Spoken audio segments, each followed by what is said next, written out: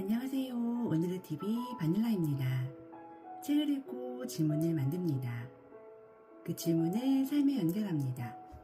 그리고 함께 생각해봅니다. 오늘은 책 이야기가 아니고요.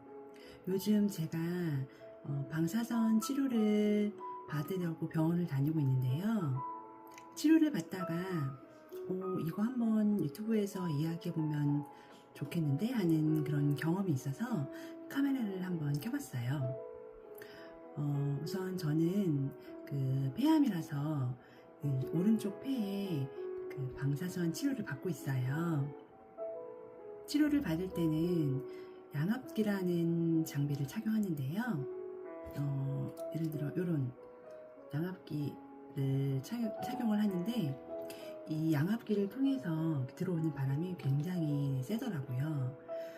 그런데 이제 그 바람이 들어오면 거기에 맞춰서 일정하게 호흡을 계속 유지해줘야 되더라고요.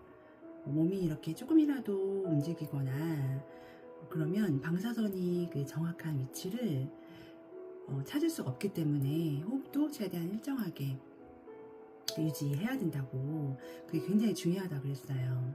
제가 크게 숨을 이렇게 들이신 상태에서 일정하게 유지를 해줘야 폐가 이제 풍선처럼 이렇게 부풀게 되는데, 그때 그 방사선이 아주 정확한 곳을 이렇게 딱 맞춰서 치료할 수 있다고 하더라고요. 되게 예민하고 그런 섬세한 그런 치료인 것 같았어요. 그리고 제 호흡이 이 치료의 정확도에 영향을 줄 수 있다고 생각을 하니까 괜히 더 부담이 되더라고요. 그리고 제가 이 치료 부위가 하나가 아니라 이제 두 개거든요. 하나당 한 20분씩 총 40분이 소요된다는 그런 이야기를 듣고는 진짜 좀 겁이 나기도 했어요. 이걸 어떻게 40분이나 버티지? 이런 생각도 들고요. 왜냐하면 그 본격적인 치료를 하기 전에 제가 이제 방사선을 제 폐 어디에다가 쏠지 확인하는 그런 테스트를 먼저 하는데요. 그거를 한 10분 정도 이렇게 해봤어요. 그런데 그때 정말 많이 힘들더라고요. 숨을 크게 들이신 상태에서 그 숨을 계속 붙잡고 그 상태에서 이제 숨을 일정하게 쉬어야 되는 느낌? 이 리듬을 무너지지 않게 계속 유지를 해야 되는 거라서 많이 힘들었던 그런 경험이었습니다. 그래서 아무튼 그 테스트가 끝나고 이제 며칠 후에 이제 1차 치료가 진행이 됐는데요. 그때도 정말 많이 걱정이 되었어요. 잘할 수 있을까라는 생각이 들었고요. 근데 이게 또 처음에는 제가 그럼 방사선을 20분 동안, 그러니까 저는 치료 부위가 두 개니까 그럼 40분 동안 계속 쏘는 건가? 약간 그런 의문이 들기도 했어요. 근데 그게 아니더라고요. 이게 실제로는 방사선을 쏘는 시간은 한 5분에서 7분 정도 걸리고, 그 전에 그 자세를 잡고 그 위치를 이제 정확하게 맞추는데 한 10분에서 15분 이렇게 걸린다고 하더라고요.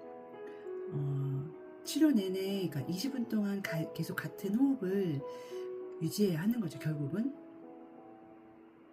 네, 근데 조금 더 제가 더 놀라웠던 거는 자세를 다 잡고 이제 마지막에 이제 쭉 참고 잘하고 마지막에 그 방사선을 쏘는 그 5분에서 7분 사이에 만약에 또 호흡이 크게 흔들리거나 리듬이 무너지면 다시 처음부터 시작해야 되는 그런 치료였습니다. 아무튼 그렇게 치료를 시작하고 제 마음을 이렇게 진정시켜 가면서 조금씩 호흡 리듬에 적응해가고 있었어요. 그런데 시간이 갈수록 점점 지치고 또 호흡을 일정하게 유지하기가 되게 어려워지는 거예요. 특히 그 방사선 빔을 쏘는 그 순간에 또 제가 이제 힘이 들어서 자꾸 이게 리듬이 무너지니까 결국은 또 자세를 다시 잡고 처음부터 해야 되는 그런 치료였습니다. 1차 치료는. 근데 그렇게 하다 보니까 원래 예상했던 것보다 치료 시간이 계속 길어지고 있었어요. 그러니까 이제 그때 의사 선생님이 그 조그만 모니터 하나를 이렇게 생긴 이제 모니터 하나를 그 앞에 이렇게 설치해 주시면서 이렇게 말씀하셨어요. 이거를 보면서 여기에 이제 초록색 바가 주황색 바로 내려가지 않게 호흡을 잘 이렇게 맞춰보라고 이렇게 하셨어요.